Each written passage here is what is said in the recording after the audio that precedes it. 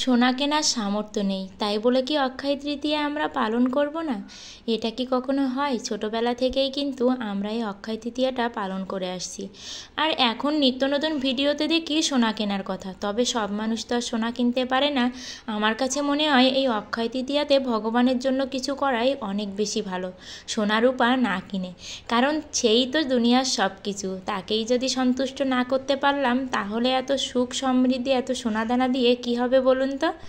ছোটবেলা থেকেই মায়ের কাছ থেকে শেখা এই দিনটাতে সবসময় মা একটু একটু ভালো কাজ করার চেষ্টা করত।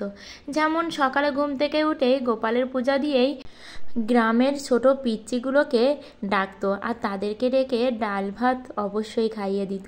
আর মায়ের থেকেই এইটা শেখা, এই তিথিটা আসলে কিছু না করতে পারলে না মনটা ভীষণই খারাপ লাগে।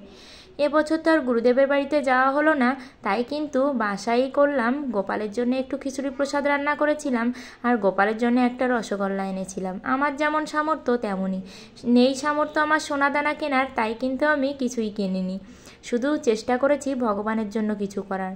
আর সকালে উঠে ফুল এনেছি, আর এই যে খিচুড়িটা দেখছো এটা কিন্তু সবার জন্যই রান্না করেছিলাম, 2 গামলা খিচুড়ি রান্না করেছিলাম, সবাইকে নিমন্ত্রণ করে খাইয়েছি। আর এখানে গোপালের জন্যে রসগোল্লা আর খিচুড়ি দিয়ে গোপালের পূজাটাও সেরে নিলাম।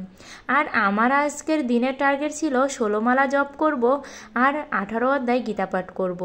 আর এভাবেই কিন্তু আমি দিনটা পার করলাম। আর সবাইকে খাইয়ে যে এতটা ভালো লাগলো যে সত্যি যে কিছু তো অন্তত করতে পেরেছি, এটা ভেবেই অনেক বেশি ভালো লেগেছে। তাই আমার মনে হয় অক্ষয় তৃতীয়াতে সুখ সমৃদ্ধি লাভের জন্য সোনাদানা কিছু না কিনে ভগবানের নাম করাই সবথেকে ভালো কাজ।